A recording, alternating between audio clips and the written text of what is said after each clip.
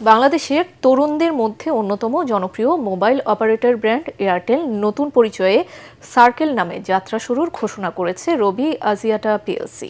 এর মধ্য দিয়ে ১৬ বছরের আস্থা, সম্পৃক্ততা ও অর্থবহ গ্রাহক সংযোগের যাত্রা নতুন অধ্যায়ে প্রবেশ করতে যাচ্ছে।